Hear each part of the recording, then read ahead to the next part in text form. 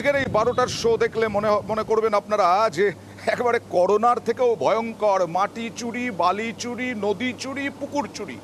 এবার দেখুন বাঁকুড়ায় লালবাঁধ সংলগ্ন এলাকায় জমি থেকে মাটি চুরি হয়ে যাচ্ছে, আর আমরা মাটি চুরি ছবি করতে গেলেই দৌড় সেই সব মাটি চুরি করছেন যারা, সেই শ্রমিকরা যাদেরকে দিয়ে করানো হচ্ছে।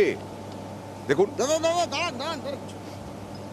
একটু দাঁড়ান, আপনি একটু দাঁড়ান, ছুটবেন না দাদা, ছুটবেন না দাদা, এটা এখানে মাটি কেন পাচ্ছেন দাদা? একেবারে দৌড়। জমির মালিক নাকি তিনিও নাকি অবাক হয়ে যাচ্ছেন, ভোরবেলা কারা চুরি করে নিচ্ছে মাটি। কথা বলবো দেবব্রতর সঙ্গে। দেবব্রত, এর তো নিশ্চয়ই চাই কেউ আছে মাটি চুরির। কারা এই মদত দিচ্ছে মাটি চুরির? আর যারা প্রশাসনে বসে আছেন, চেয়ারে বসে আছেন, তারা কি ঘুমোচ্ছেন নাকে তেল দিয়ে? একেবারে দেখো, প্রশাসনের নাকের ডগায় কার্যত মাটি চুরি চলছে। মালিক পক্ষ তারাও জানতে পারছেন না, তারাও বারংবার যে তাড়াচ্ছেন।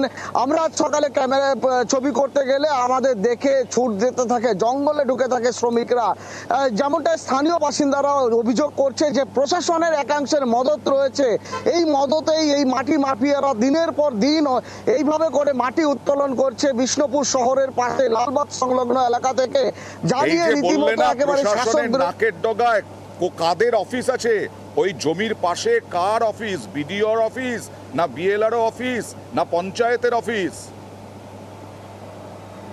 একেবারেই দেখো, এই জমির পাশেই রয়েছে বিষ্ণুপুর শহর, অর্থাৎ বিষ্ণুপুর মহকুমা, যেখানে মহকুমা শাসক কার্যালয় রয়েছে, ভূমি দপ্তরের অফিস রয়েছে, এসডিএলআর অফিস, থানা রয়েছে, পৌরসভা রয়েছে, পঞ্চায়েত রয়েছে, সমস্ত আধিকারিক অফিসগুলি রয়েছে। তাদের নাকের ডগায় রীতিমতো মাটি উত্তোলন করছে, মাটি উত্তোলন করে বিষ্ণুপুর শহরে প্রবেশ করছে।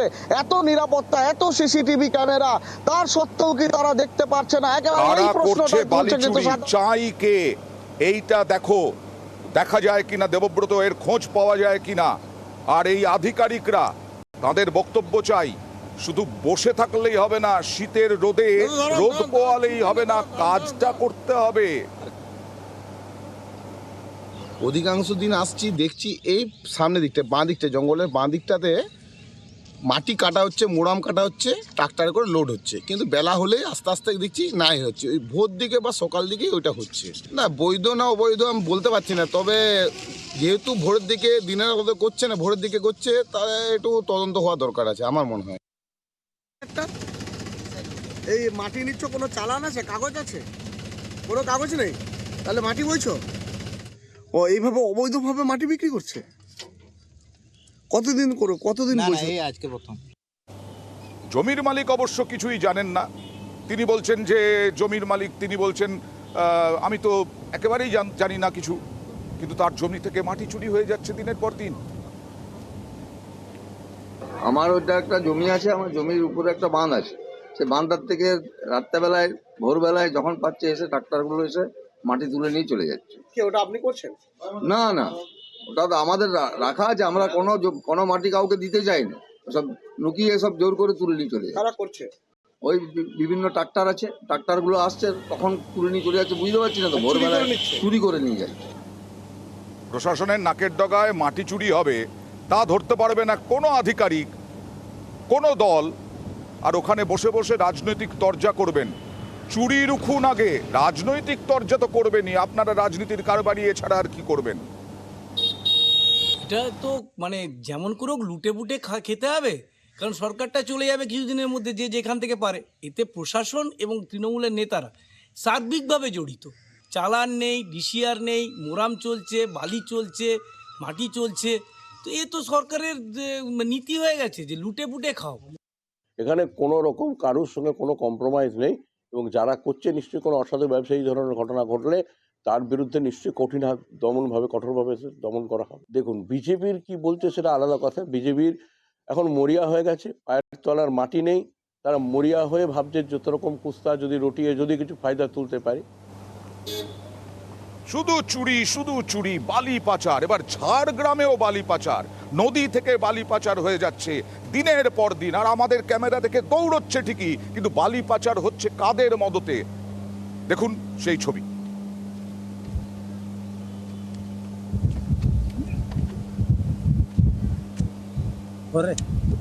ঘরে না পাচার হচ্ছে? অধিকাংশই তো পাচার হচ্ছে। সব তো নিয়ে গিয়ে স্টক করছো তোমরা রাতে রাতে এখান থেকে গাড়িতে করে মাল পাচার হচ্ছে। সামনে স্টক করা আছে তো বিভিন্ন জায়গায়। খাদান তো কোনো চলছে না, খাদান তো বন্ধ। কোথা থেকে খাদান থেকে নিয়ে আসবে? চলছে বাইশে। খাদান থেকে নিয়ে এসে রাখবে কি করে? এখানে তো খাদান চলছে না, এই তল্লাটে কোনো খাদান খোলা নেই, সমস্ত খাদান বন্ধ আছে। হ্যাঁ বাইশে চলছে।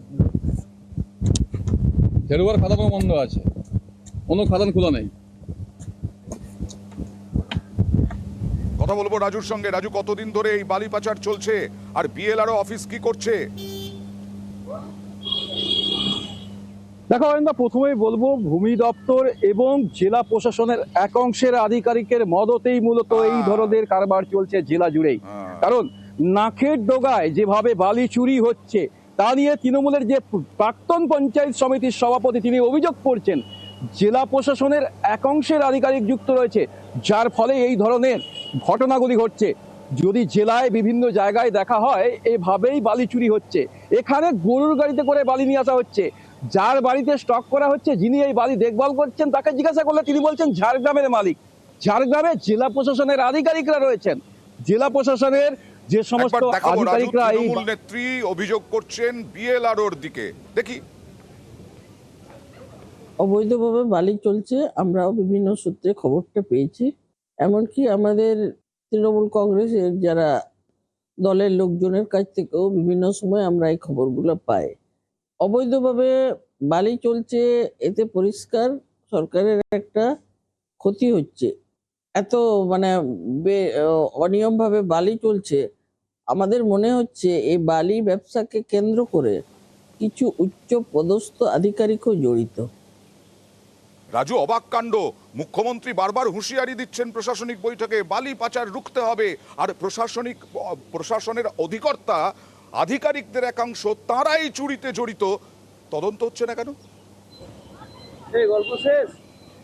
দেখো অরিন্দা, প্রথমে বলবো যেখানে মুখ্যমন্ত্রী বারবার বিভিন্ন জনসভা এবং মুখ্যমন্ত্রী যেখানে বলছেন যে সমস্ত বালি খাদানগুলি বন্ধ হচ্ছে, সেখান থেকে যে বালি উত্তোলন হচ্ছে এবং পাচার করা হচ্ছে, সেই সমস্ত বালি পাচারকে কেন্দ্র করে বিভিন্ন রকমের ব্যবস্থা দিতে, অথচ জেলা প্রশাসনকে এখানে উদাসীন দেখা যাচ্ছে। কারণ অধিকাংশ জায়গায় প্রশাসনের ঠিক নাকের ডগায় দিবালোকে যেখানে বালি পাচার হচ্ছে, সে জায়গায় কোনো বালি রুখতে বা এই বালি যে চলে যাচ্ছে সেই রয়্যালটি যে সরকারের খাতে আসলে সেই টাকা যে সমস্ত জনপ্রকল্পগুলো রয়েছে সেখানে যাতে সরকার খরচ করতে পারে সেই টাকা থেকেই করে। কিন্তু প্রশাসন তা নজরদারি দিচ্ছেন না, কারণ সেখান থেকে মোটা অঙ্কের টাকা প্রশাসনের পকেটে ঢুকছে।